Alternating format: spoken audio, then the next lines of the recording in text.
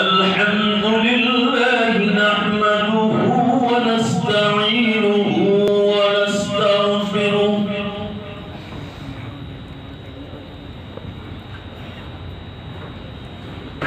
ونؤمن به ونتوكل عليه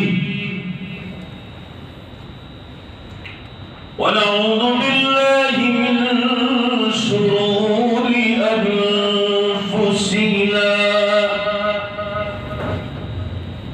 ومن سيئات أعمالنا من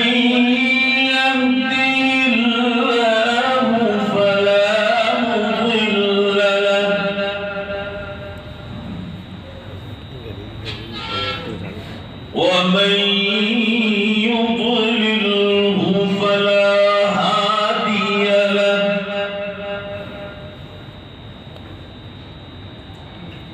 ونشهد أن لا إله إلا الله وحده لا شريك له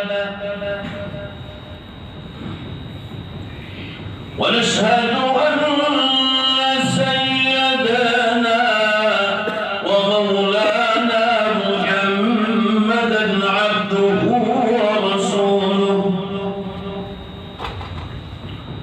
قال الله تبارك وتعالى في القرآن المجيد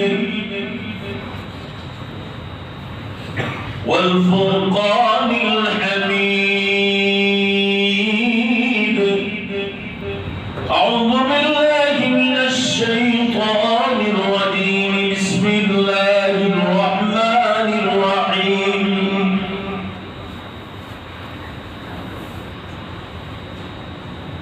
ما كان محمد أبا أحد من رجالكم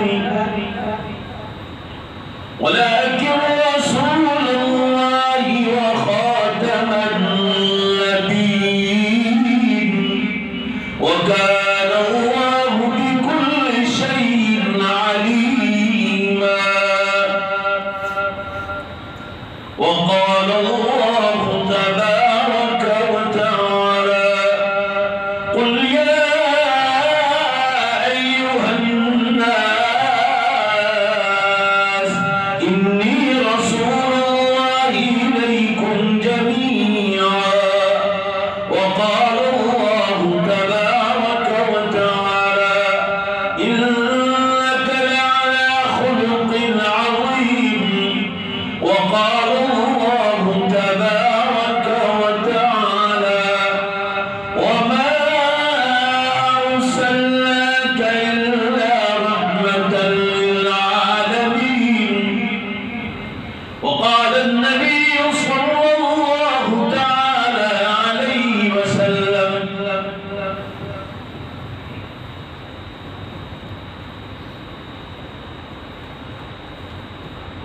منزل عليك كتاب لا يغسلها بالماء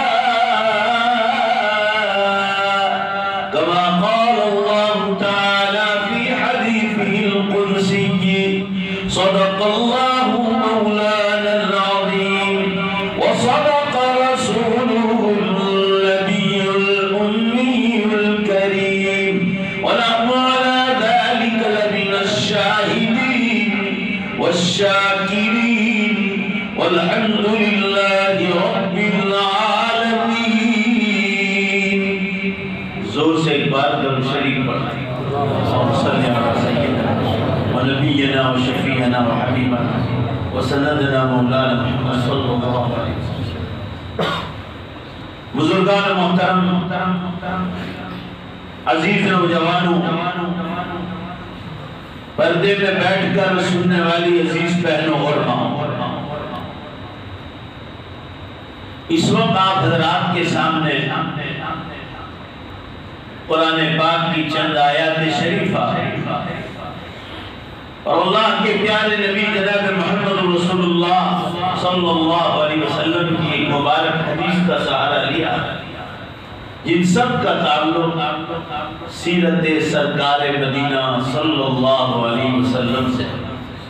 اللہ تعالیٰ ہماری زندگیوں میں آپ صلی اللہ علیہ وسلم کی سیرت مبارکہ ڈھالنے کی توفیق عطا فرمائے۔ مسلمانوں، جہاں تک آپ صلی اللہ علیہ وسلم کی مبارک سیرت کا معاملہ ہے تو اللہ کے بعد اگر آج تک دنیا میں کسی کی سب سے زیادہ تعریف کی گئی ہو تو جناب محمد رسول اللہ صلی اللہ علیہ وسلم۔ جتنی مدح سرائی اور جتنی تعریف آپ کے بارے میں کہی گئی وہ کسی کے بارے میں نہیں ہے۔ شعر شاعری میں بھی آپ کی اتنی تعریف کی گئی اور عبارت النص میں بھی آپ کی اتنی تعریف کی گئی۔ عربوں نے بھی اتنی تعریف کی اور اجمیوں نے بھی اتنی تعریف کی، مسلمانوں نے بھی اتنی تعریف کی تو غیر مسلموں نے کچھ کم تعریف نہیں کی آپ صلی اللہ علیہ وسلم کے بارے میں۔ لکھنے والے لکھ کر مر گئے، بولنے والے بول کر مر گئے، مگر رسول اللہ صلی اللہ علیہ وسلم کی سیرت مبارکہ مکمل نہیں ہو سکی۔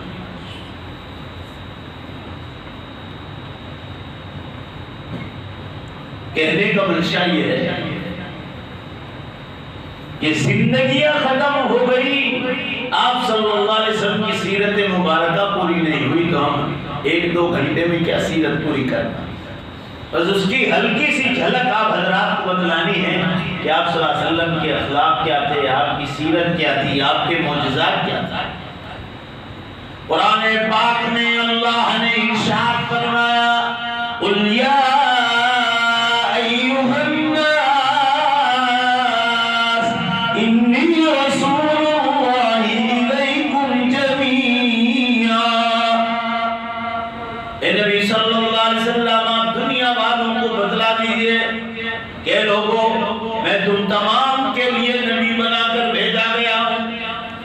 میں صرف انسانوں کا نبی نہیں، میں صرف جنات کا نبی نہیں، جیسے اللہ ساری مخلوقات اور کائنات کا مالک ہے ایسے رسول اللہ صلی اللہ علیہ وسلم ساری کائنات کی مخلوقات کے نبی ہیں۔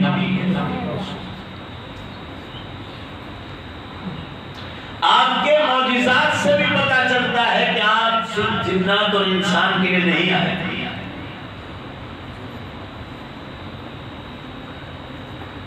جانور آپ سے بات چیت کرتے تھے، چڑیا اور پرندے آپ سے بات چیت کرتے تھے،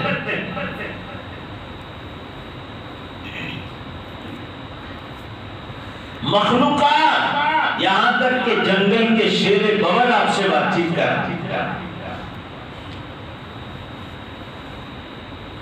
پتھر آپ کو سلام کرتے تھے۔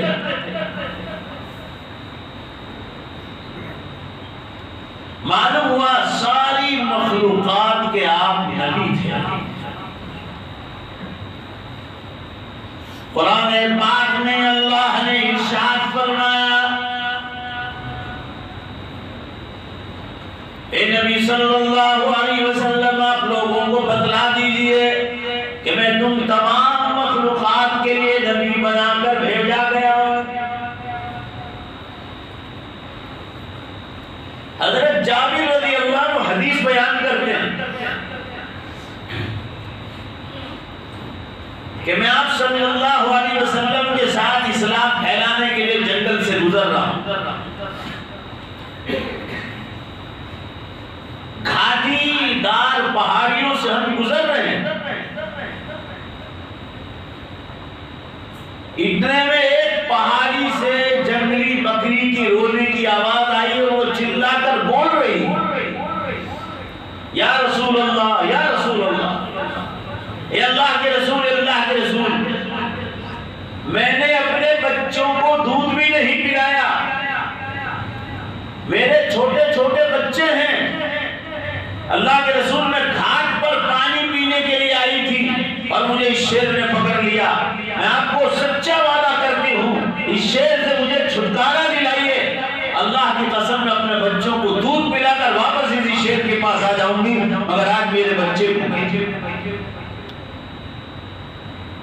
صحیح حدیث میں ہے کہ جنگل کی بکری نے آپ سے بات چیت کی. آپ صلی اللہ علیہ وسلم نے دیکھا تو شیر نے اپنے آگے کے پنجے میں بکری کو پکڑے ہوئے. حدیث پاک میں ہے آپ نے ایسی نگاہ کرم پھینکی اس شیر پر کہ وہ تھر تھر کانپنے لگا. یہ قصہ صحیح حدیث میں ہے. تھر تھر کانپنے لگا اور اس کے پنجے سے بکری چھوٹی. سیدھی بکری آپ صلی اللہ علیہ وسلم کے پاس آئی. آپ صلی اللہ علیہ وسلم نے اس کے سر پر ہاتھ پھرا کر کہا جا تجھے دوبارہ آنے کی ضرورت نہیں, اپنے بچوں ہی کے پاس رہنا ہے, دوبارہ یہی واپس مت آ.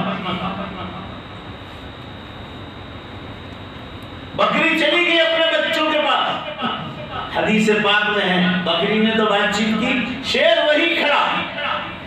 مدینہ منورہ کا واقعہ. شیر تھر تھر کانپنے لگا اور بعد میں بولا اے اللہ کے رسول اگر آج آپ نہ ہوتے تو اس بکری کو میں لقمہ بنا لیتا.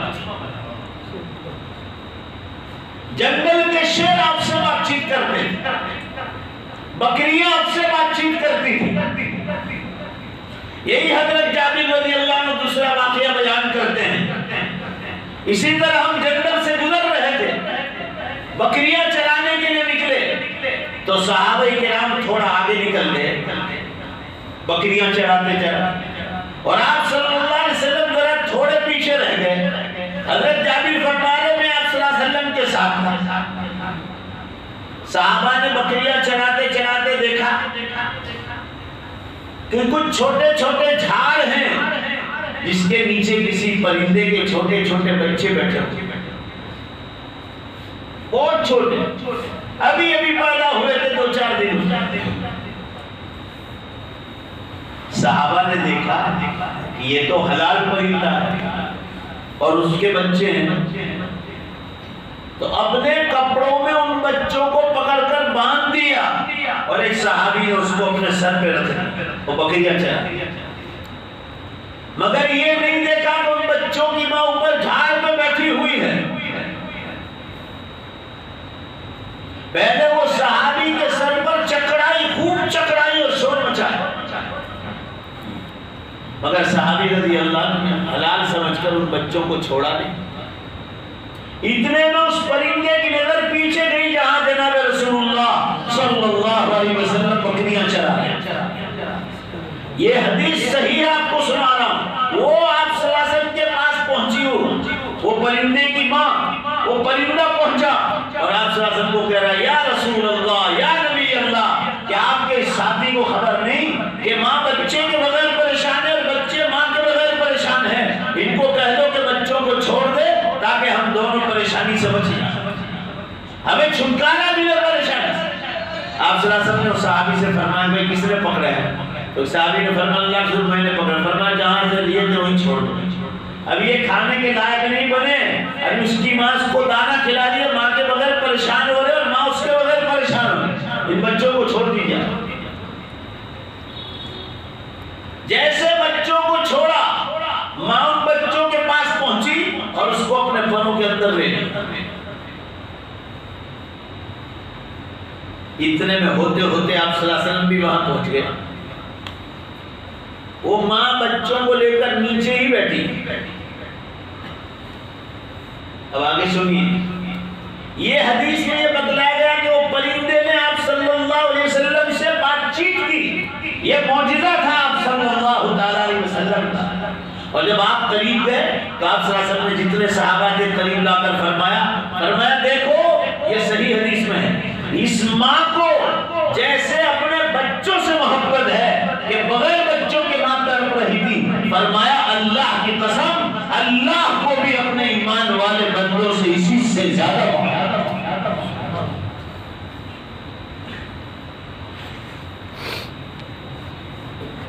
اللہ کو اپنے ایمان والے بندوں سے اس سے بھی زیادہ. یہ واقعات بتلا رہے ہیں کہ آپ صرف انسان اور جنات کے نبی نہیں تھے, آپ ساری مخلوقات کے نبی. یہی حضرت جابر رضی اللہ عنہ تیسرا واقعہ بیان کر رہے ہیں.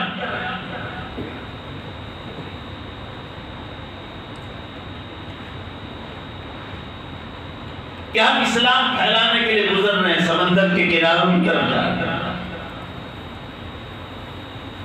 مدینہ منورہ کا ایک یہودی راستے میں ملا جو مچھلیاں مار کر آ رہا تھا، مگر آج اس کی جال میں کوئی مچھلی نہیں آئی۔ سانپ کی شکل کا ایک جانور، سانپ کی شکل کا ایک جانور اس کی جال میں پھنس گیا، جس کو ہمارے یہاں اردو میں گوہ بولتے ہیں، گوہ، گجراتی میں گوئی بولتے ہیں، عربی میں اس کو ضبن کہا جاتا ہے۔ وہ جال میں پھنس کر مر گیا۔ آپ صلی اللہ علیہ وسلم اس یہودی سے فرمایا، بھائی یہودی تو بہت اچھا انسان ہے، ایک چیز کی کمی ہے، اگر تو کلمہ پڑھ لے تو سونے پہ سہاگا ہو جائے، چار چاند لگ جائے۔ تو کلمہ پڑھ لے، کلمے کی کمی ہے تیرا۔ علامہ ابن کثیر رحمۃ اللہ علیہ نے اس واقعے کو تفسیر ابن کثیر میں لکھا ہے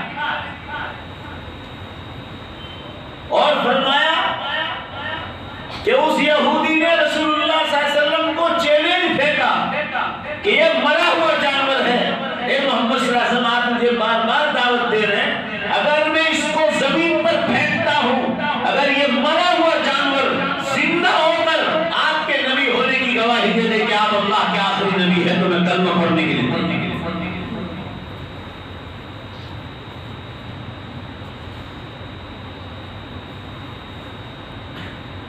اس نے وہ اپنے دالان میں جس اونٹ پر سوار تھا جہاں سامان رکھا جاتا ہے اس میں سے وہ مرا ہوا جانور نکال کر زمین پر دے مارا۔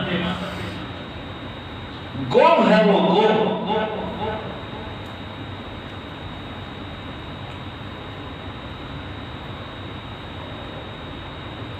آپ صلی اللہ علیہ وسلم کو چیلنج کیا، مرا ہوا جانور زندہ ہو کر آپ کے نبی ہونے کا اعلان کر دے، تمہیں ایمان لانے کے لیے۔ صحیح حدیث میں ہے آپ صلی اللہ علیہ وسلم نے اس مرے ہوئے جانور کی طرف اشارہ کیا، پہلے اللہ سے لو لگائے، اللہ نے حکم دیا کہ اس مرے ہوئے جانور کو اللہ کے نام سے اشارہ کیا۔ آپ صلی اللہ علیہ وسلم نے فرمایا یا رب یا رب قل من انا، اے گو تو بول کے میں بول۔ یہ واقعہ حدیث میں ہے، یا رب قل من انا۔ حدیث پاک میں ہے یہ آپ صلی اللہ علیہ وسلم کا معجزہ تھا کہ مرا ہوا جانور زندہ ہو کر زبان باہر نکالی اس نے، گوہ نے، اور وہ بولنے لگی یا نبی اللہ، یا رسول اللہ، اے اللہ کے نبی، اے اللہ کے رسول، انت رحمت للعالمین ورسول رب العالمین، آپ دنیا والوں کے لیے رحمت بنا کر بھیجے گئے ہیں، اور آپ رحمت للعالمین ہیں، اور آپ رب العالمین کے رسول ہیں۔ آگے وہ مرا ہوا جانور زندہ ہو کر بولا قل من انا کے جواب میں فرمایا اس مرے ہوئے جانور نے زندہ ہو کر انت رسول رب العالمین ورحمت للعالمین، اور آگے وہ گو بولی، کیا جواب دیا مسلمانوں سے؟ قد افلح من صدق وقد خاب من كذب، یہ اللہ کے نبی جس نے آپ کو سچا مانا وہ کامیاب ہوگا، اور جس نے آپ کو جھٹلایا وہ جہنم میں جائے۔ یہ بول کر وہ جانور واپس اپنی اصلی حالت موت کی طرف چلا۔ علماء نے لکھا ہے مرا ہوا جانور زندہ ہو کر بولے تو بات ڈینامٹ والوں زور سے بولو، بے شک یہ نبی علیہ السلام کا معجزہ۔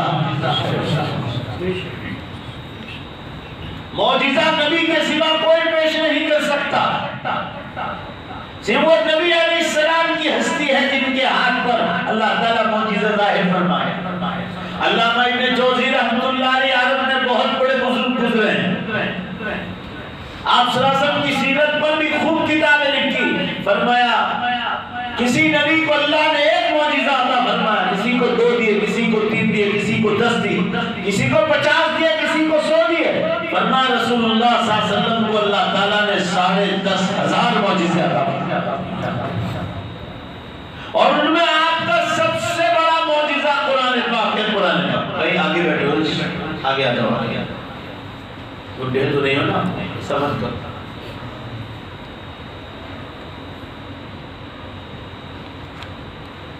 10,500 معجزات میں سب سے بڑا معجزہ آپ کا قرآن پاک۔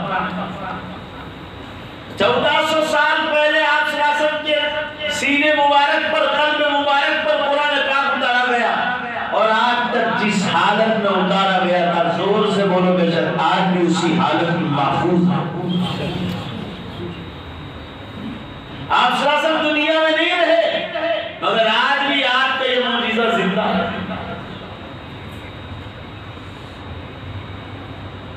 بے شمار واقعات علماء نے کتابوں میں لکھے ہیں، مگر کہنے کا منشا یہ ہے مسلمان، آپ اللہ کے نبی۔ قرآن پاک میں اللہ نے دوسرے مقام پر ارشاد فرمایا، ما کان محمد ابا احد من رجالکم ولکن رسول اللہ وخاتم النبیین۔ محمد صلی اللہ علیہ وسلم تم میں سے کسی کے باپ نہیں ہے، لیکن وہ اللہ کے رسول ہے، وہ خاتم النبیین، اور نبیوں کی آخری کڑی اور نبیوں کے سردار ہے۔ ایک عربی زبان کے شاعر نے ایک ہی شعر میں آپ صلی اللہ علیہ وسلم کی سیرت کو کھولا، ایک ہی شعر۔ شاعر کہتا ہے محمد بشر، زور سے ایک بار پڑھو صلی اللہ علیہ وسلم، محمد بشر، محمد بشر ليس كالبشر، ياقوت حجر ليس كالحجر۔ ذرا دھیان سے عربی زبان میں شعر کا ہے، ذرا دھیان سے سنو شاعر کیا کہتا ہے۔ محمد صلی اللہ علیہ وسلم انسانوں میں پیدا کیے گئے، محمد صلی اللہ علیہ وسلم انسانوں میں پیدا کیے گئے، اگر فرما رہے وہ ہماری طرح ایرے خیرے گٹھو گھرے کی طرح کوئی عام انسان نہیں تھے۔ محمد البشر لیس کالبشر، ہماری طرح کوئی آرڈینری انسان نہیں تھے۔ شاعر کہتا ہے محمد البشر لیس کالبشر، یاقوت حجر لیس کالحجر۔ شاعر کہتا ہے ایک راستے میں پڑا ہوا پتھر ہوتا ہے، لوگ اس کو لات مار کر سائڈ پہ کر دیتے ہیں یا پھینک دیتے ہیں، اور ایک پتھر ہوتا ہے لولو مرجان یاقوت، جس کو ہیرا کہا جاتا ہے، جو لاکھوں نہیں کروڑوں روپے تک پہنچتا ہے۔ شاعر کہتا ہے وہ بھی پتھر ہے، ذرا زور سے بولو بھائی بے شک ہیرا بھی کیا ہے؟ فرمایا جیسے راستے میں پڑے ہوئے پتھر اور ہیرے جواہرات کے پتھر میں، بولو زور سے بے شک جب بات پوری ہو جائے، ان دونوں پتھروں میں جیسے آسمان و زمین کا فرق ہے، ہم انسانوں میں اور اللہ کے نبی میں آسمان و زمین کا فرق ہے۔ ایک شعر میں رسول اللہ صلی اللہ علیہ وسلم کی سیرت کو کھولا، کو یاقوت لولو مرجان جیسے ہیرو تھے۔ کہنے کا منشا یہ ہے مسلمانوں، یہ تو آپ کے نبی ہونے کی دلیل تھی کہ آپ کے ہاتھوں پر اللہ نے معجزات ظاہر فرمائے۔ اب آئیے آپ کے اخلاق اور سیرت و کردار کی طرف۔ قرآن کہتا وَمَا أَرْسَلْنَاكَ إِلَّا رَحْمَةً لِلْعَالَمِينَ، ہم نے آپ کو نہیں بھیجا ہے دنیا والوں کی طرف، مگر دنیا والوں کے لیے رحمت بنا کر بھیجا ہے۔ پورا مجمع زور سے بولو، زحمت اور مصیبت بنا کر نہیں بھیجا، رحمت بنا کر۔ آج بھی دیکھو لاکھوں نہیں کروڑوں کی تعداد میں لوگ ایمان میں داخل۔ میں ابھی ایک انگریزی اخبار کا کٹنگ دیکھ رہا تھا، تو امریکہ میں ٹیلی ویژن ٹورنامنٹ، اس میں بتایا گیا کہ سب سے زیادہ تیزی سے بڑھنے والا اس وقت مذہب کون سا، یہ ابھی چند مہینوں پہلے کی بات ہے۔ تو ٹیلی ویژن ٹورنامنٹ میں اسلام نمبر 1 پر آیا، اور اس میں بتایا گیا کہ اسلام is growing fastest religion in the world، تاکہ اس وقت دنیا میں اسلام سب سے زیادہ تیزی سے بڑھنے والا مذہب ہے۔ اس لیے کہ مسلمانوں ذرا زور سے بے شک بولو، آپ صلی اللہ علیہ وسلم کی سیرت سیرت مبارکہ جیسے آپ کی زندگی مبارک میں زندہ تھی، زور سے بولو بے شک آج بھی آپ کی مبارک سیرت زندہ ہے۔ لوگ کہ آپ کے اخلاق و عادات اور سیرت مبارکہ سن کر لوگ ایمان میں داخل ہوتے ہیں۔ کہنے کا منشا یہ ہے کہ آپ کی سیرت مبارکہ سب سے بڑھ کر آپ کے اخلاق و کردار تھے۔ آج تک آپ کے اخلاق و کردار کا کوئی نمونہ پیش نہیں کر سکتا، جیسے معجزات کا کوئی نمونہ پیش نہیں کر سکا ہے، آپ کے اخلاق و کردار اور آپ کی مبارک سیرت کا بھی آج تک کوئی جو ہے مسلمانوں نمونہ پیش نہیں کر سکتا۔ امام بخاری رحمت اللہ علیہ نے آپ صلی اللہ علیہ وسلم کی سیرت و کردار کو چھیڑتے ہوئے ایک واقعہ نقل کیا ہے، پہلے زور سے انشاءاللہ بولو اپنی زندگی میں اتارو گے اللہ توفیق عطا فرمائے اور یہ واقعہ دوسروں تک پہنچاؤ۔ امام بخاری رحمت اللہ علیہ حدیث پیش کر رہے ہیں کہ جیسے رسول اللہ صلی اللہ علیہ وسلم نے لوگوں کو اپنی مبارک زبان سے دین کی دعوت دی، ایسے ہی آپ صلی اللہ علیہ وسلم نے اپنے مبارک ہاتھ سے بادشاہوں کے نام اور عمرا کے نام لیٹر لکھے تھے اسلام قبول کرا۔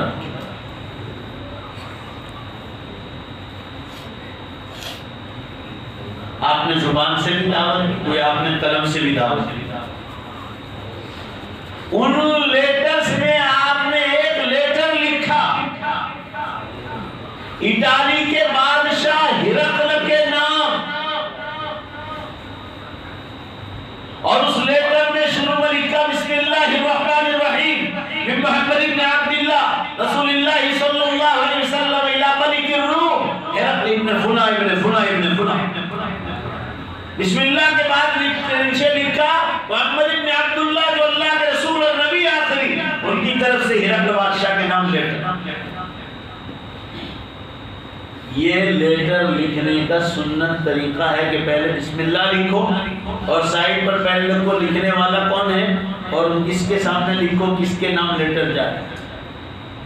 ہم لوگ اس سے الٹا ہی لکھتے ہیں، پہلے لکھتے ہیں نیک نامدار، نیکی نہ کرنا، مالا والا، ہماری والی، خدا جانے کیا کیا لکھتے ہیں۔ اس کے بعد ڈیڑھ کلومیٹر بعد پتہ چلتا ہے کہ لکھنے والا کون ہے۔ دینا نہیں دیا کرو کہ کس کا پتہ ہے، پڑھائی کرو۔ بعض تو مستی خور ایسے ہوتے ہیں کہ لیٹرز میں اندر نیچے پن کوڈ کا کھانا لکھا ہوتا ہے، 6 کھانا، تو اس میں لکھتے ہیں کہ ٹپالی نہیں ٹوپی۔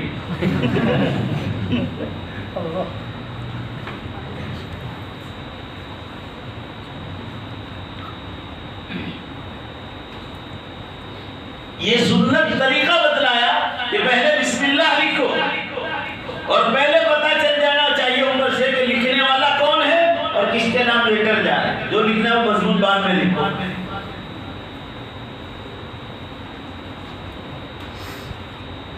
سامنے والے کو معلوم کرنے کے لیے یا پیسے نکلوانے کے لیے تو یہ لوگ لیٹر بھی کیا لکھتے ہیں، سدا مہربان سامنے والا، سدا مہربان تو اللہ کی ذات ہے، بولو نا بھائی ہے کہ نہیں، سدا مہربان کون ہے؟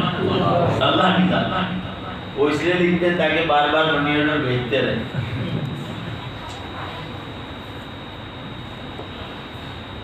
اب انسان کو ایسا نہیں لکھنا، یہ اللہ کی صفات۔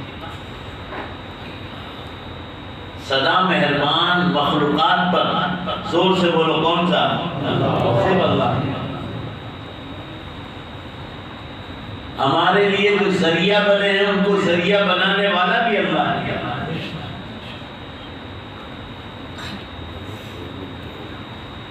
تو امام بخاری رحمت اللہ نے فرمائے خط لکھا اور خط میں لکھا کہ میں اللہ کا آخری نبی بن کر مکے میں ظاہر ہو گیا۔ اے ہرقل بادشاہ، تو عیسائی ہے اور اللہ کی پچھلی کتاب انجیل کو تو پڑھا ہوا اور اس میں محمد صلی اللہ علیہ وسلم کی تعریف لکھی ہے اللہ نے۔ اب وہ نبی جس کا ذکر تھا اور انتظار تھا وہ نبی دنیا میں ظاہر ہو چکے۔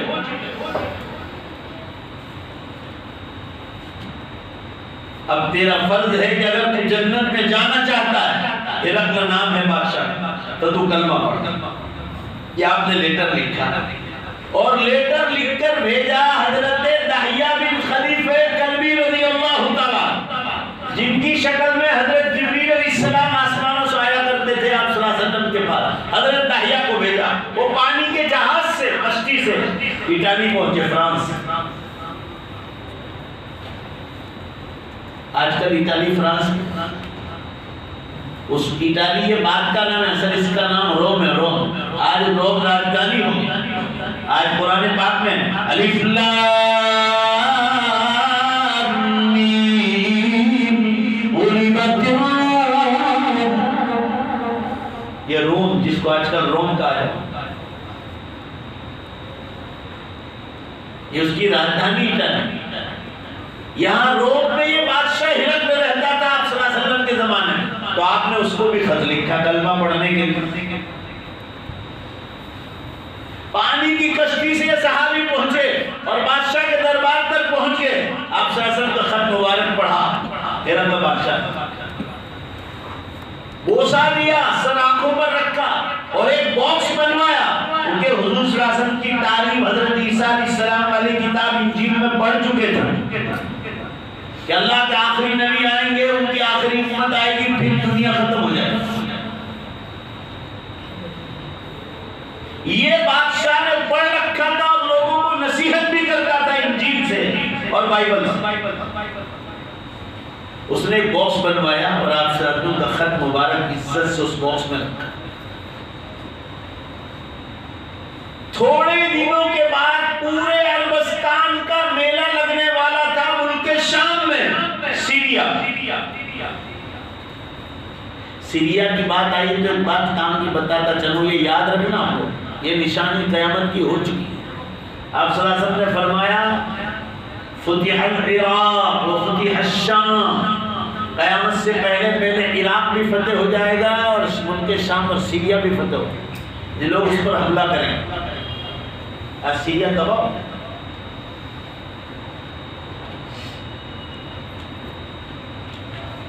کہنے کا منشا یہ ہے اس ملک شام میں جس کو آج کل سیریا کہا جاتا ہے، وہاں یہ میلہ لگنے والا ہے پورے عربستان، اور میلے میں ہر چیز بیچنے کو آتی ہے، ہر چیز میلے میں بکتی ہے۔ پورے عربستان سے لوگ پانی کے جہازوں سے، کشتیوں سے آتے تھے اور سال میں جہاں میلہ لگنے والا ہوتا تھا وہاں سب جمع ہوتے تھے اور چیزیں بیچتے تھے، اس ملک کی، ادھر کی ملک کی، ادھر کی ملک کی، سب جمع ہو کے بیچتے تھے۔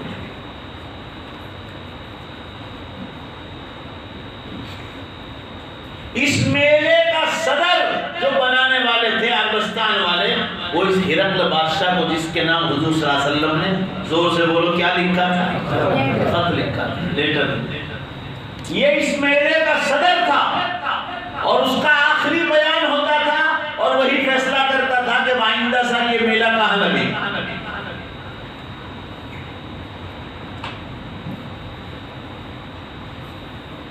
یہ خط لے کر جو حضور صلی اللہ علیہ وسلم کا خط پہنچا تھا، بادشاہ وہ خط لے کر ملک شام آیا میلے میں، سیریا ہے، اور وہ آپ کا خط مبارک لے کر آیا، اور جب میلہ پورا ہو گیا، دھیان سے سنو، تو بادشاہ کی تقریر ہوئی، ہرقل بادشاہ کی، جس کے نام آپ صلی اللہ علیہ وسلم نے خط لکھا۔ آپ صلی اللہ علیہ وسلم تو مکے میں تھے، مکہ سے مدینہ 450 کلومیٹر اور مدینے سے قریب ملک شام، مکہ سے دور ہے۔ آپ صلی اللہ علیہ وسلم مدینہ منورہ سے ملک شام گئے تھے حضرت خدیجہ رضی اللہ عنہا کا سامان لے کر بیچنے کے تجارت کی غرض سے، تو آپ مدینے کے راستے ہی سے گئے۔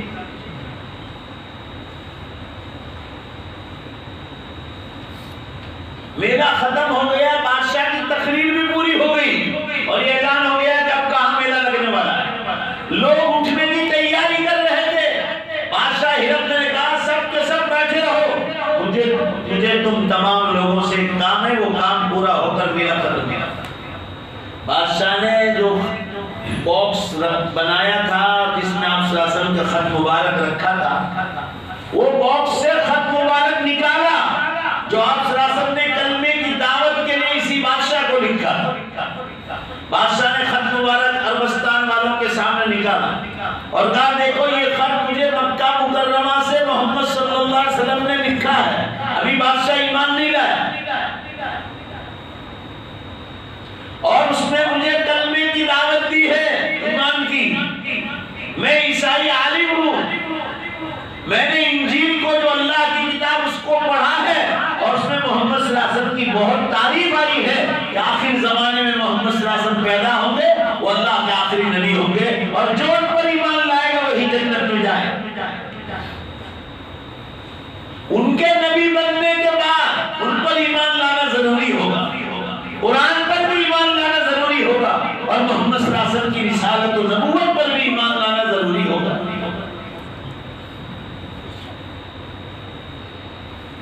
تو میں چونکہ اٹالی سے آیا ہوں، اے عربستان والوں، میرے نزدیک نبی بننے کے لیے 2 شرط ہیں۔ پورا مجمع زور سے بولو، کتنی شرط؟ میں نبی مانوں گا 2 شرط پر، میں نے ان کو دیکھا نہیں، لہذا اس مجمع میں اگر کوئی مکہ سے آیا ہے تو وہ کھڑا ہو جائے، مجھے اس سے 2 سوال کرنے۔ بادشاہ نے کہا کہ نبی بننے کے لیے میرے نزدیک جو شرط ہے اس میں پہلی شرط یہ ہے کہ زندگی بھر وہ آدمی کبھی جھوٹ نہ بولا، ایک بار، پورا مجمع زور سے بولو، ایک بار بھی جھوٹ نہ بولا، اور دوسری شرط بتائی زندگی میں کبھی کسی اللہ کے بندے کو دھوکہ نہ دیا، ایک بار، تو میں سمجھوں گا یہ اللہ کا سچے ہیں۔ مجمع میں سے ابو سفیان کھڑے ہوئے جو مکہ سے آئے تھے تجارت کے لیے، یہ آپ صلی اللہ علیہ وسلم کے خونی رشتہ دار ہوتے تھے، آپ صلی اللہ علیہ وسلم کے رشتہ دار تھے ابو سفیان، مگر ایمان نہیں لائے۔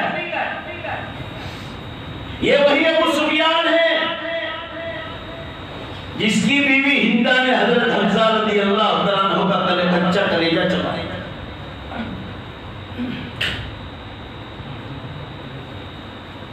اور حضرت حمزہ رضی اللہ عنہ کی کھوپڑی میں کھوپڑی کو صاف کر کے اسی ابو سفیان نے پانی پیا۔ یہ ابو سفیان ہے جو مکے سے آیا، آپ صلی اللہ علیہ وسلم کے رشتہ دار نہیں لگتے، وہ کھڑے ہوئے کیونکہ بادشاہ نے اعلان کیا تھا جو مکہ سے آیا وہ کھڑا ہو جائے، میں محمد صلی اللہ علیہ وسلم کے بابت پوچھنا چاہتا ہوں۔ بادشاہ کیا سوال کر رہا ہے؟ ذرا دھیان سے سنو، یہ آپ کی سیرت سنا رہا ہوں آپ کو، اور پھر دیکھو ہم لوگ کتنا جھوٹ بولتے ہیں اور کتنا امت کو دھوکہ دیتے ہیں۔ آدمی دین کی دعوت کا کام کرے تو سب سے پہلے یہ ضروری کہ زندگی میں جھوٹ نہ بولے اور امت کو دھوکہ نہ دے۔ آدمی اپنی زبان سے پہچانا جاتا ہے، اور دھوکے کا معاملہ معاملات سے ہے، آدمی معاملات سے بھی پہچان لیا جاتا ہے۔ ابو سفیان کھڑے ہوئے، بادشاہ ہرقل نے پوچھا ابو سفیان ہے، آپ کا نام کیا ہے؟ ابو سفیان، کہاں سے آئے ہو؟ کہا مکہ سے۔ اب محمد صلی اللہ علیہ وسلم کو جانتے ہو؟ میں جانتا نہیں، بہت اچھی طرح جانتا ہوں، میرے رشتہ دار، مگر میری اور ان کی بنتی نہیں ہے محمد صلی اللہ علیہ وسلم کے ساتھ، یہ ابو سفیان نے کہا۔ ہرقل بادشاہ نے کہا آپ کی بنتی ہے کہ نہیں بنتی مجھے اس سے کوئی مطلب نہیں، میں صرف یہ پوچھنا چاہتا ہوں آپ مکے سے آئے محمد صلی اللہ علیہ وسلم کو جانتے ہو اچھے سے؟ کہا جی ہاں بہت جانتا ہوں۔ ابو سفیان نے کہا پوچھو جو کچھ پوچھنا ہے، کہ اگر آپ نے محمد صلی اللہ علیہ وسلم کو قریب سے دیکھا؟ کہا بہت قریب سے دیکھا۔ تو پوچھا کہ ابو سفیان یہ بتاؤ، انہوں نے نبی ہونے کا دعویٰ کیا اور میں عیسائی عالم ہوں، میرے نزدیک نبی بننے کے لیے پہلی شرط ہے کہ کبھی وہ جھوٹ نہ بولا ہو، آپ یہ بتلائیے کبھی محمد صلی اللہ علیہ وسلم جھوٹ بولے ہیں؟ ابو سفیان کو سوال کیا، اور دوسرا سوال یہ کیا کسی بندے خدا کو محمد صلی اللہ علیہ وسلم نے دھوکہ دیا ہو؟ یہ دونوں میں سے قصہ بتا دو۔ اب دھیان سے سنو، دشمن کا جواب سنو۔ آپ صلی اللہ علیہ وسلم کے جانی دشمن ابو سفیان حضرت حمزہ رضی اللہ عنہ کی کھوپڑی کو صاف کر کے پانی پیا، اور اس کی بیوی نے کچا کلیجہ چبایا تھا حضرت حمزہ رضی اللہ تعالیٰ عنہ۔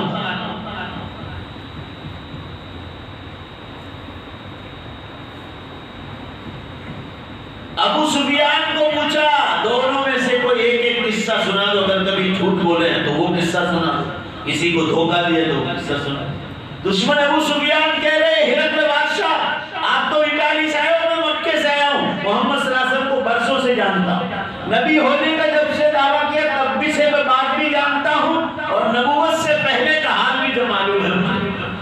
فرمایا پوچھتے محمد صلی اللہ علیہ وسلم کبھی جھوٹ بولے ہیں؟ تو کہا ابو سفیان یہ آپ کے ساتھ منچ پر جو بیٹھے ہوئے لوگ ہیں یہ مکہ مکرمہ کے میرے خاندان قریش کے لوگ ہیں، اگر یہ آج موجود نہ ہوتے تو میں محمد صلی اللہ علیہ وسلم کے بارے میں جھوٹ بول کر ان کی مذاق اڑا دیتا اور ان پر تہمت لگا دیتا، مگر میں جن مورتیوں کی پوجا کرتا ہوں اس لات اور عزا کی قسم کھا کر کہتا ہوں کہ اگر آج یہ لوگ نہ ہوتے تو میں محمد صلی اللہ علیہ وسلم کے بارے میں جھوٹ بول کر کام چلا لیتا، مگر میں جھوٹ نہیں بول سکتا ہوں، اس لیے نہیں بول سکتا ہوں کہ اگر یہ لوگ بھی جانتے ہیں یہ بھی محمد صلی اللہ علیہ وسلم کے دشمن ہے، قریش خاندان کے سردار جو اس میلے میں آئے، میں اگر محمد صلی اللہ علیہ وسلم کے بارے میں جھوٹ بولنے کی کوشش کرتا تو یہ سرداران قوم ہے یہ میری زبان کاٹ لیتے اور مجھے کہتے ابو سفیان تو حسد میں بول رہا ہے، محمد صلی اللہ علیہ وسلم جھوٹ بولنے کا تو سوال نہیں،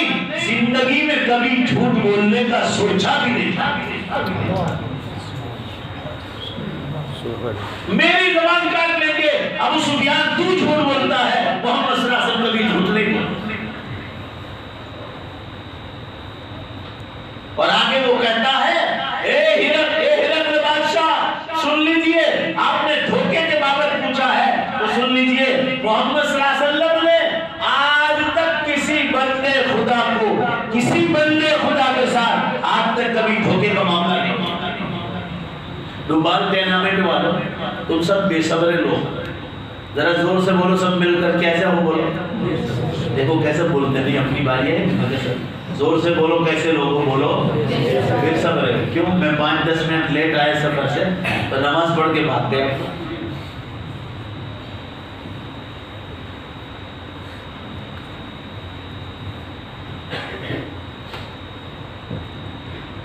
یہ بات اس لیے کہہ رہا ہوں جب تم نے جو حرکت کی تھی اس کی قضا کر لو، اور قضا یہ کرنا ہے کہ ہرقل بادشاہ کا جواب سنو، ابو سفیان کا جواب سننے کے بعد، اور اس کے بعد اتنا زور سے نعرہ تکبیر لگانا ہے اور اللہ اکبر ایسے زور سے کہنا ہے کہ قبرستانوں میں مردوں کو کھڑے ہونے کا جو ہے تیاری کرنی ہے،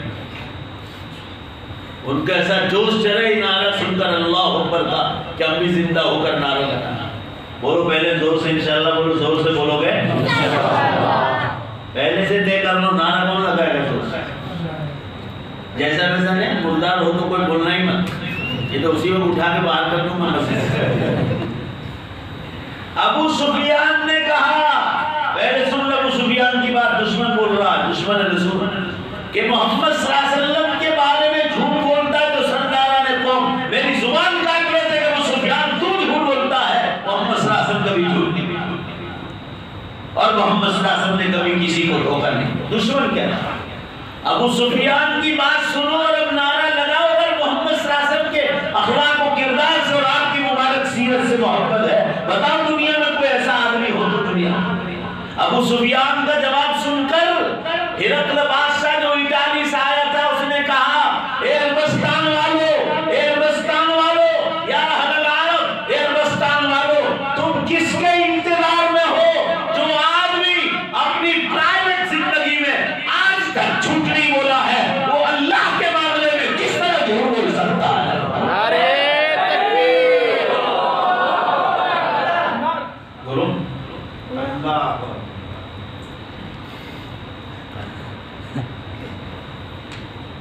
ایک بار اور زور سے بولو، نعرہ تکبیر، ایک آدمی بولے اللہ اکبر سب بولے، اب لوگوں کو نعرے لگاتے بھی نہیں آتے۔ نعرہ تکبیر،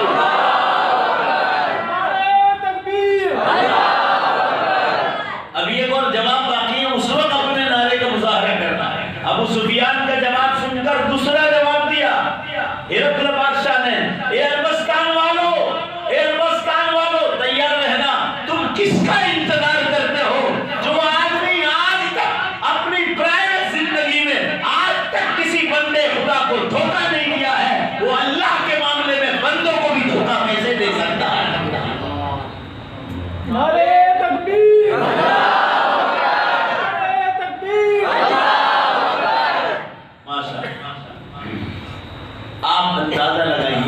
جس نبی نے زندگی میں کبھی جھوٹ نہ بولا، کسی بندے خدا کو کبھی دھوکہ نہ دیا، اس اخلاق کریمانہ اور اس سیرت مبارکہ کا حصہ ہے کہ آج دنیا کے کونے کونے میں اسلام پھیلا۔ یہ ہندوستان میں جتنے مسلمان ہیں، کیا آپ یہ سمجھتے ہیں کہ یہ سب پہلے سے مسلمان؟ یہ سب غیر مسلم ہندو تھے۔ انڈیا میں ہماری تقریباً 10ویں پیڑھی آئی، 10ویں پیڑھی۔ اب تو 12-13ویں پیڑھی ہو گئی ہو۔ ہمارے باپ دادا سے اللہ نے صحابہ کرام جب یہاں تشریف لائے، حضرت عمر فاروق رضی اللہ عنہ کی گورنری کے زمانے میں یہاں باقاعدہ صحابہ اسلام پھیلانے کے لیے، اور اس سے پہلے تجارت کی غرض سے عربوں کی اور ہندوستان والوں کی تجارت کی غرض سے تعلقات تھے۔ آپ بھاؤ نگر جاؤ، بھاؤ نگر وہاں قریب میں ایک چھوٹا سا شہر ہے گھوگا، آج وہاں بھی حضور صلی اللہ علیہ وسلم حیات تھے اس دنیا میں، اس وقت کی مسجد آج بھی گھوگا میں اسی حالت میں ہے پتھر کی، اور اس کا قبلہ مکے کی طرف نہیں ہے، بیت المقدس کی طرف آج بھی۔ آج مگر نماز پڑھی جاتی ہے اس میں مکے کی طرف چہرہ کر کے، ورنہ قبلہ اس کا بیت المقدس کی طرف، پیلسٹائن کی طرف، جو حضور صلی اللہ علیہ وسلم کے زمانے میں 18 مہینے تک پہلا قبلہ رہا ہے، مسجد اقصی۔ اللہ تعالیٰ اس کو ظالم کے نلغے سے چھڑا کر اہل ایمان کے ہاتھ میں، زور سے آمین کہو اللہ، اہل ایمان۔ کہنے کا منشا یہ ہے مسلمان، یہ آپ کے اخلاق کریمہ نہ تھے کہ زندگی میں کبھی آپ جھوٹ نہیں بولے۔ ارے آپ نبی بننے کی بات چھوڑو مسلمانوں، نبی بننے کو 50 دن باقی تھے تقریباً۔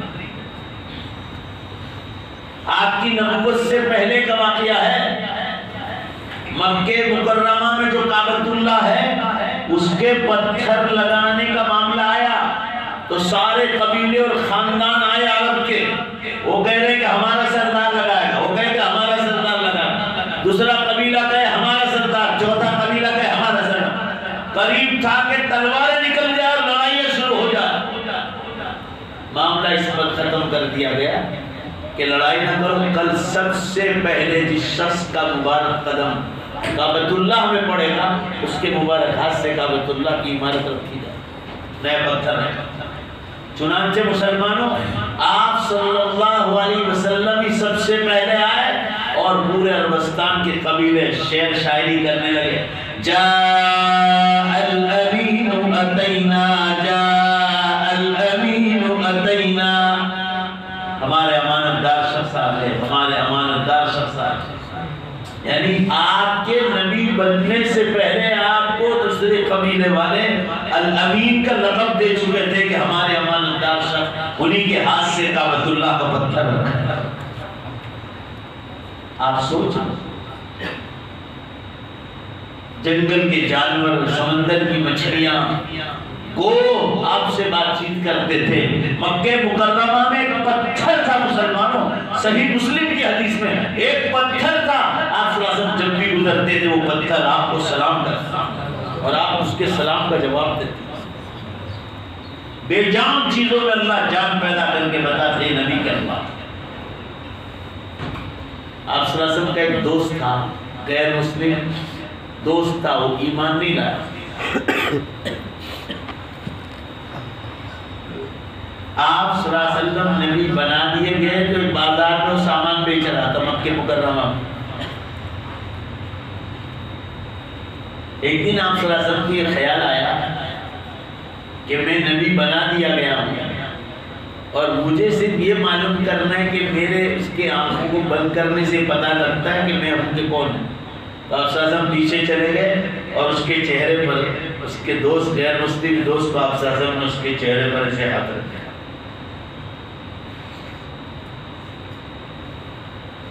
اور آپ صلی اللہ علیہ وسلم نے پیچھے سے پوچھا، بتا یہ کون پیچھے بیٹھا ہے؟ آواز سے وہ پہچان نہیں پا، مگر حدیث میں جو الفاظ آئے نا، حدیث میں اس غیر مسلم نے کہا آپ کے ہاتھ تو ٹھیک مگر آپ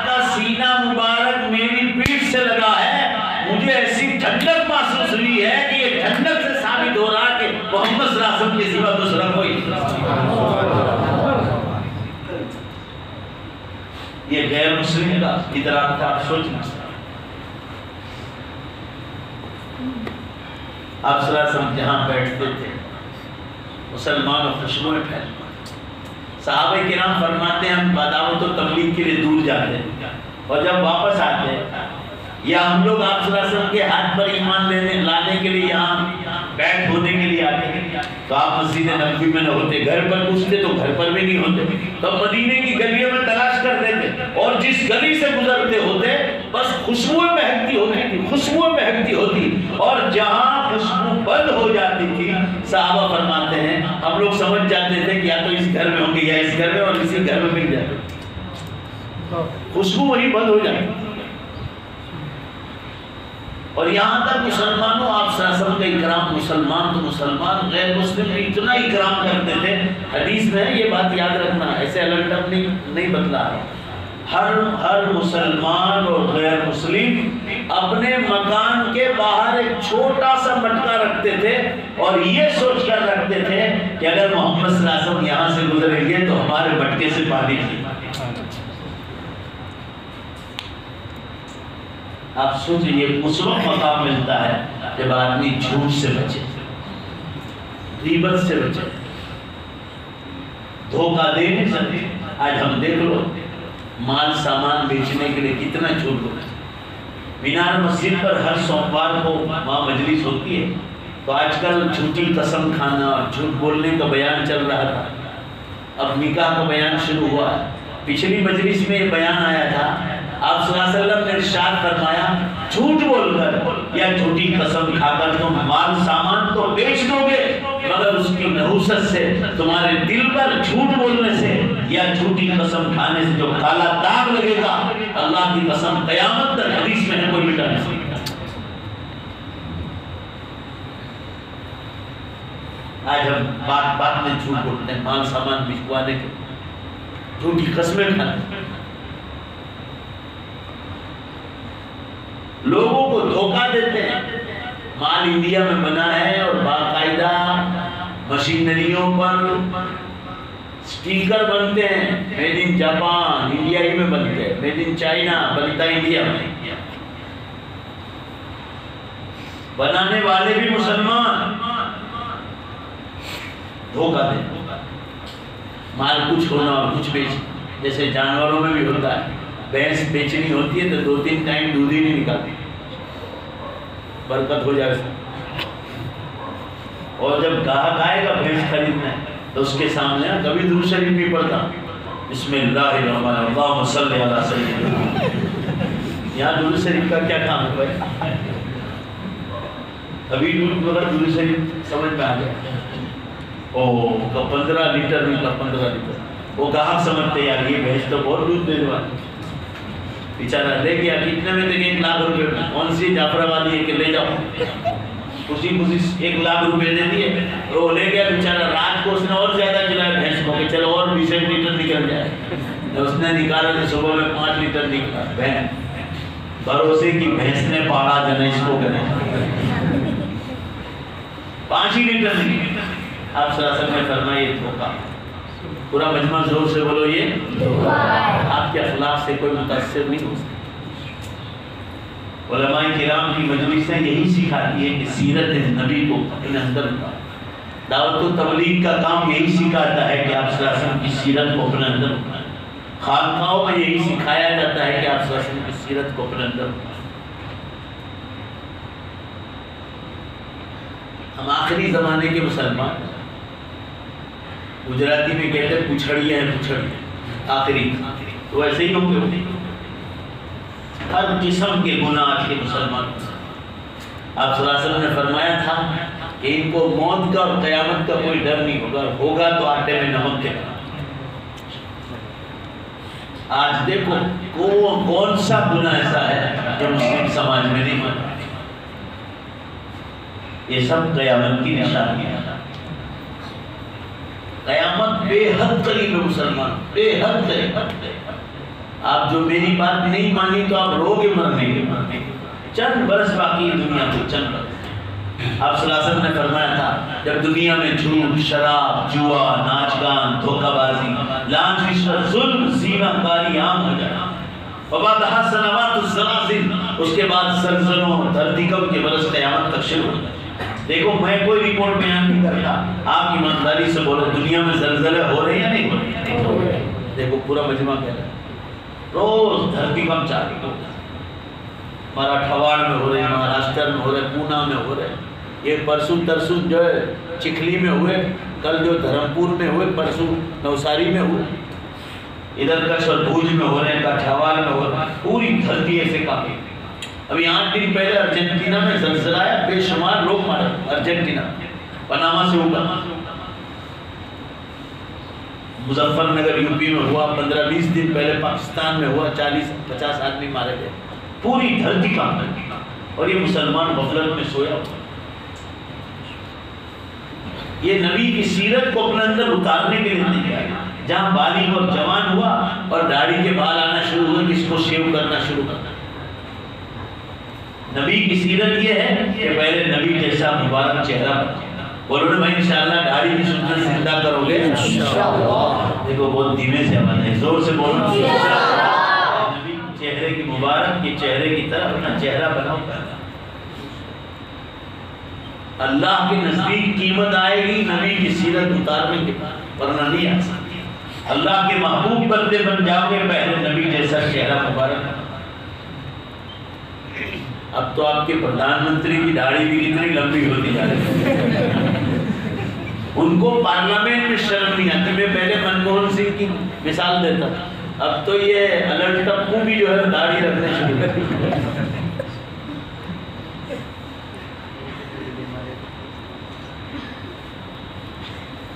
ان کو پارلیمنٹ میں شرم نہیں آتی، اور ہم مسلمان ہو کر ہم کو بھی شرم آتی۔ بھائی بولو نہیں انشاءاللہ رکھو گے کہ نہیں؟ قیامت بہت قریب ہے، رکھ لو اللہ کے بندوں۔ یہ ہماری انڈیا پارلیمنٹ میں ابھی بھی بہت سارے ایم ایل اے اور ممبر آف پارلیمنٹ ایسے ہیں جن کی اتنی بڑی بڑی داڑھی۔ خود مولانا اسرار الحق صاحب رحمۃ اللہ علیہ تھے، ممبر آف پارلیمنٹ تھے۔ حضرت مولانا حسن مدنی صاحب رحمۃ اللہ علیہ، یہ حضرات پارلیمنٹ میں بیٹھتے۔ مولانا محمود مدنی راجیہ سبھا کے ممبر تھے۔ کیا ان لوگوں نے پارلیمنٹ میں لے کر داڑھی نکال؟ ان کو شرم نہیں آتی اور ہم کو شرم آتی ہے۔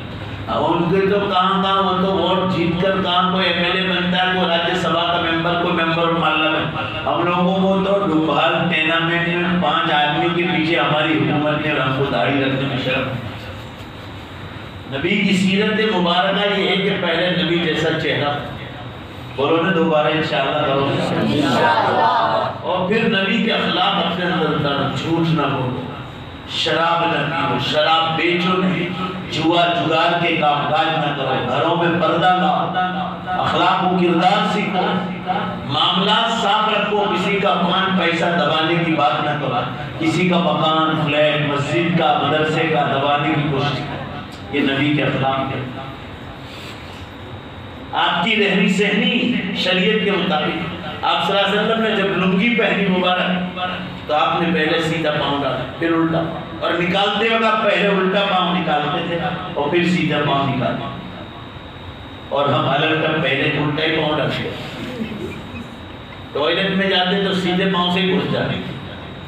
یہ طریقہ ہے نبی کی سیرت، یہ ہے ٹوائلٹ میں جاؤ تو الٹے پاؤں جاؤ اور نکلو تو سیدھے پاؤں سے، مسجد میں آؤ تو سیدھے پاؤں اندر داخل کرو اور زور سے بولو نکلو تو الٹے پاؤں سے۔ یہ طریقہ بتلایا، کرتا ہے بھائی، اور اسی طرح آپ کا شرٹ ہے، بنیان پہنو، پہلے سیدھا ہاتھ ڈالا پھر الٹا، نکالتے وقت پہلے الٹا پھر سیدھا، ہر کام میں الٹا۔ ارے دیندار لوگوں کو دیکھ رہا ہوں الٹے سلٹے کام کر رہے ہیں، نبی کی سیرت سے کوئی تعلق نہیں۔ کوئی نے پانی دے دیا، کھڑے کھڑے پی لیا، جب بھائی ہاتھ سے ہی پینا شروع، کیوں ٹاٹی دودھ ہے بیٹھنے کے لیے نہیں، 1-2 منٹ لگتی نیچے بیٹھتے، یہ الٹے ہاتھ سے پینا شروع کرنا۔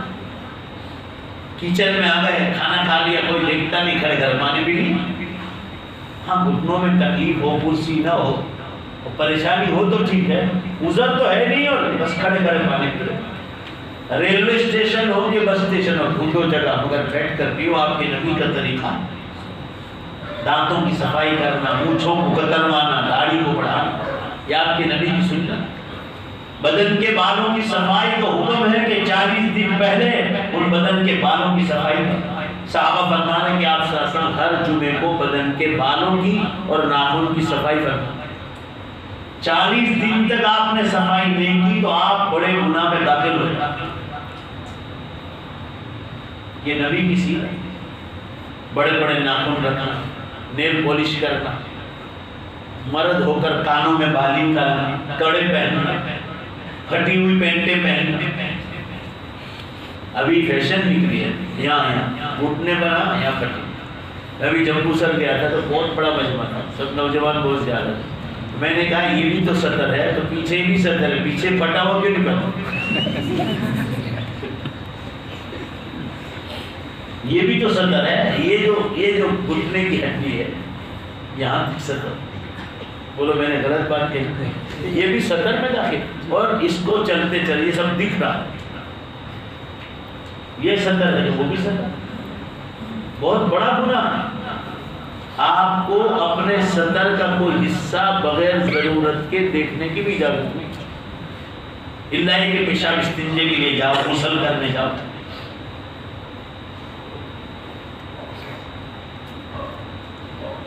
یہ نبی کے اخلاق ہے۔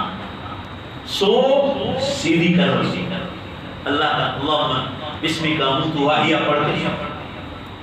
آپ صلی اللہ علیہ وسلم نے فرمایا الٹے مت لے تو گندھے، فرمایا جہنمیوں کا سونا ہے، بخاری کی حدیث میں۔ سب کام الٹے کا، چڈے پہن کر محلوں میں رکھتے ہیں، ریلوے اسٹیشنوں پر چڈے پہن کے، اتنے چڈے مسلمان لڑکے، چاہے وہ 1% ہوں گے مگر کر رہے ہیں۔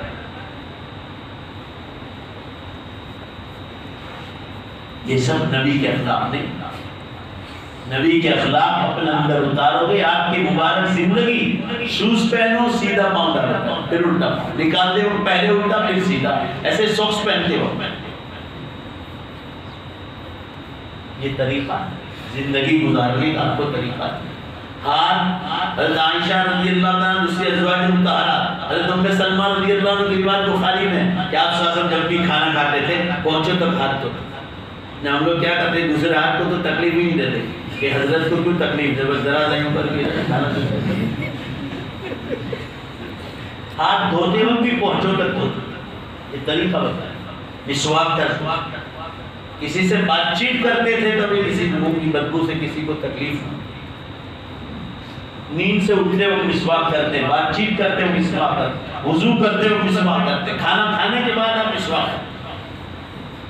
دانتوں کی صفائی، بدن کی صفائی، کپڑوں کی صفائی۔ میں نے کپڑے پہن کر نماز پڑھنا مکروہ بتلایا، اللہ کو پسند نہیں ایسی نماز۔ آپ نماز پڑھ رہے ہو پائجامہ پینٹ نیچے لٹک رہے ہیں، اللہ کی ہر چیز کا جواب دے۔ نبی کی سیرت یہ نہیں کہ صرف روڈوں پر نعرے لگاؤ، یا نبی ہم نہیں تھے، یا نبی ہم نہیں تھے، یا حسین ہم نہیں تھے۔ اور تم ہوتے تو کیا دھار مانگتے؟ جو کرنے کا کام ہے وہ یہ کہ نبی کی سیرت کو اپنے اندر اتارنا، کھانا پینا، سونا، نکاح، طلاق، معاشرت، سب نبی کی سنت کے مطابق۔ تو یہ چیزیں اگر ہوگی تو مسلمانوں نبی کی سیرت کہلائے گی۔ پورا مجمع وعدہ کرو کہ انشاءاللہ آج سے نیت کرتے ہیں کہ چہرہ بھی نبی صلی اللہ علیہ وسلم کے چہرے مبارک کی طرح بنائیں گے، اور آپ کی سیرت بھی اپنے اندر اتارنے کی کوشش کریں گے۔ اب دیکھو قیامت بہت زیادہ کرتے ہیں، بے حساب سے، اور سن لو کان کھول کر، یہ اب بند ہونے والے ہے ہی نہیں۔ میں آپ کو پہلے بتاتا اس وقت 100 زلزلے ہو رہے ہیں، اب روزانہ 200 کے قریب چاہتے ہیں۔ بارباڈوس ویسٹ انڈیز میں ایک آئی لینڈ ہے، جزیرہ، اور میرے ایک دوست رہتے ہیں مولانا اشرف صاحب، میرے ساتھ پڑھتے ہیں، وہ تو کہہ رہے تھے مجھے مولانا آپ زمین کی بات کر رہے ہیں، سمندروں میں اتنے ڈینجر زلزلے ہو رہے ہیں کہ ہمارا پورا آئی لینڈ بھگم بھاگ کر دو چار دن میں دھرتی کم ہو سمندر سے اٹھتے ہیں۔ میرے موبائل میں ہے، کسی کو چاہیے تو اردو میں بھی انگلش میں بھی ہے، مجھے کل کس نے بھیجا اللہ نے کہتے یاد آئے گا تو بتاؤں گا. ہاں مولانا نعمان صاحب نے یو پی سے بھیجا. یہ اخبار میں آیا آپ پڑھ لو, آپ لوگوں کو کہنے میں کام لگے گا کہ سائنس والوں نے ابھی نئی تحقیق سے بتایا کہ اس پہاڑوں پر جو برف تھا پہاڑوں پر اللہ تعالیٰ نے قیامت لانا ہے تو اتنی گرمی شدید پیش کر دی کہ وہ برف پگھل پگھل کر سمندروں میں آ رہا ہے اور سمندر کی سپاٹیاں 4 انچ لیول اوپر ہو رہی. 4 تو ہو ہی چکی اور کہا وہ آگے بڑھتا جا. کہا کہ 2-4 برس میں یہ خطرہ ہے کہ بمبئی جیسے 50 شہر اس کی لپٹ میں آ کر ڈوب کر مر جائیں گے. قیامت کی نشانیوں میں لکھا. سائنس والے نے جو نظر آئے گا نا وہی بتائیں گے. شریعت دبتی رگ پر ہاتھ رکھا. سائنس والے کہتے ہیں بھائی پہاڑ پر سے برف کیوں پگھل رہا ہے؟ کہا گرمی ہو گئی. اس سے پگھلنے سے کیا ہوگا؟ تو کہا جو پہاڑوں کے اندر آگ ہے, آگ یہ اوپر آ رہی ہے اور وہ زلزلے لانے کا سبب بن گیا. یہ تو قرآن پاک میں لکھا کہ پہاڑوں کے نیچے اللہ نے آگ رکھی ہے, اوپر سے بادلوں سے برف بھیجتے ہیں تاکہ وہ آگ نیچے لیول پر رہے اور بندوں کے لیے زمین پر رہنا بولو بے شک آسان ہوتا ہے. اب اللہ تعالیٰ نے نظام بدل دیا, اب سخت گرمی پیش کر دی اور برف پگھل پگھل کر سمندروں میں جا رہے اور فرمایا کہ اب کوئی طاقت اس کو روک نہیں سکتی.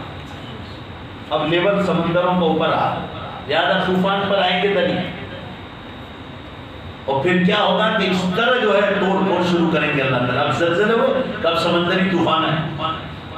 کل کے اخبار میں ہے انگریزی اور اردو اخباروں میں کہ بمبئی جیسے 50 شہر دریا کے کناروں پر ڈوب کے مر جائیں گے, ایک بھی بچنے والا نہیں. اتنے ڈنجر حالات ہونے والے 2-4 برس.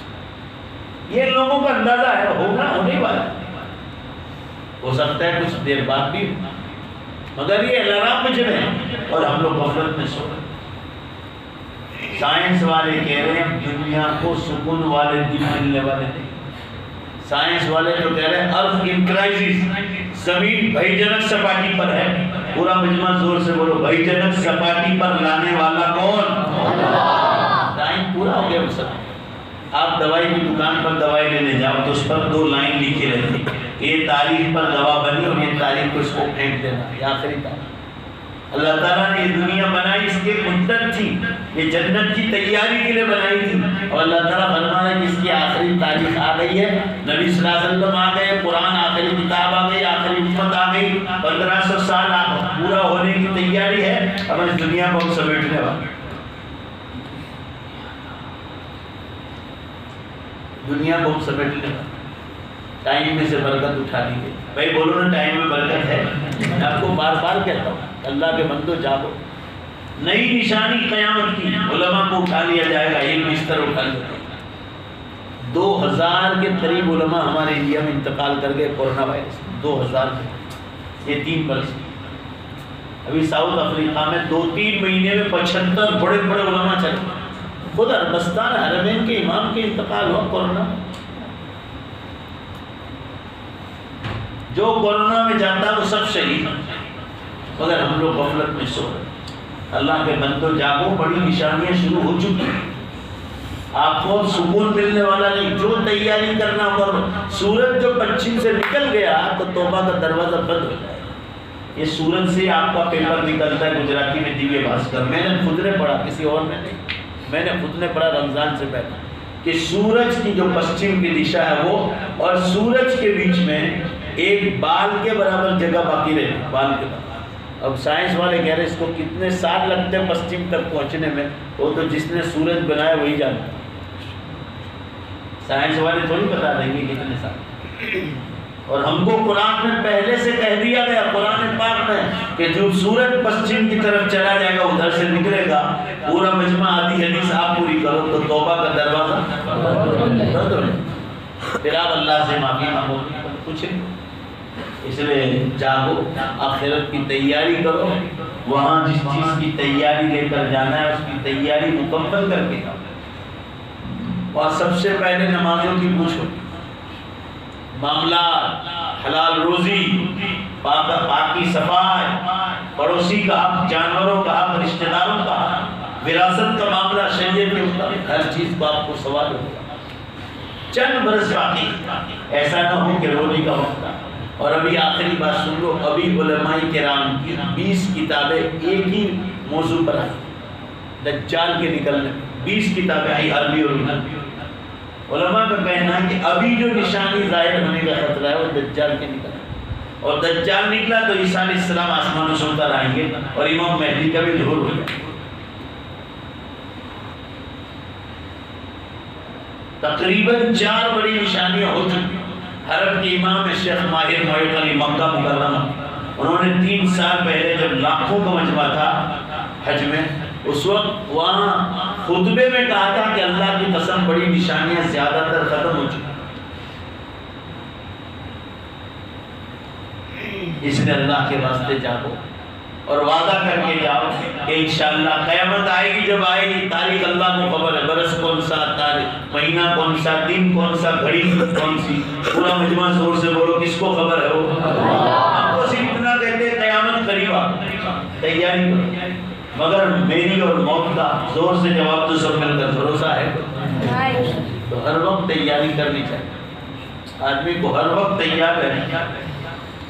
اس لیے زور سے کہو کہ انشاءاللہ اپنی موت سے پہلے ہی قیامت کی اور جنت کی زوردار تیاری کریں گے، اور زور سے انشاءاللہ بولو، حضور صلی اللہ علیہ وسلم کی سیرت اپنے اندر اتاریں گے۔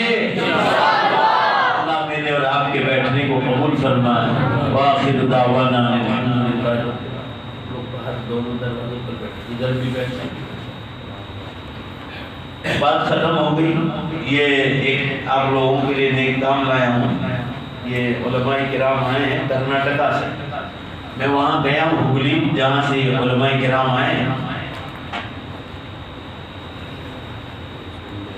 اور یہاں ماشاءاللہ یوں تو ان لوگوں نے 130 سے زیادہ مدارس وہاں قائم کر رکھے ہیں کرناٹکا، 130 سے زیادہ مکتب چل رہے ہیں، کہ میں خود دیکھ کر آیا ہوں، الرٹ اب بات نہیں۔ ابھی ایک بہت بڑا ادارہ مولانا ایوب صاحب بھٹکری جو کرناٹکا بنگلور کے ہیں، انہوں نے ان لوگوں کو وقف کر دیا کہ آپ لوگ اس پر محنت کرو، پورا مدرسہ تیار کیا، اس میں رینوویشن کا کام چل رہا ہے، اس میں مدرسہ بھی ہے، اسکول بھی ہے، سب کچھ۔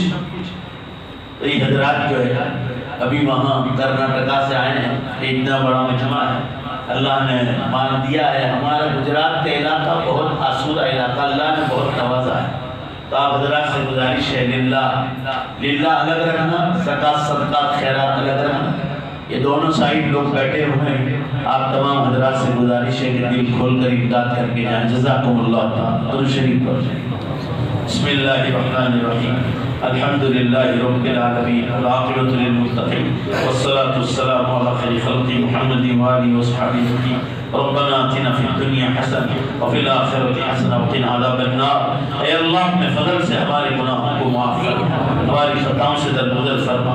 اے اللہ ہم بہت گناہ گار ہیں، بڑے خطا کار و سیاہ کار ہیں، بڑے مجرم ہیں، آپ کی بارگاہ کے بہت بڑے پاپی ہیں۔ اے اللہ اپنے فضل و کرم سے معاف فرما، ہماری عمروں میں برکت عطا فرما، نیک اعمال کے ساتھ تندرستی کے ساتھ گناہوں سے بچاتے ہوئے، اور مولا جب دنیا سے جانے کا وقت آ جائے ہم سب کا خاتمہ ایمان پر فرما۔ اے اللہ ایمان پر موت کی بھیک مانگتے ہیں، ہم سب کو ایمان پر موت عطا فرما۔ اے اللہ جن علماء نے اور نوجوانوں نے یہ پروگرام رکھے ہیں سیرت کے عنوان پر، اے اللہ ان کی دنیا بھی چمکا دے، ان کی آخرت بھی چمکا دے، اللہ ان کی جمیع حسنات کو قبول فرما، ان کی نیک مرادوں کو قبول فرما۔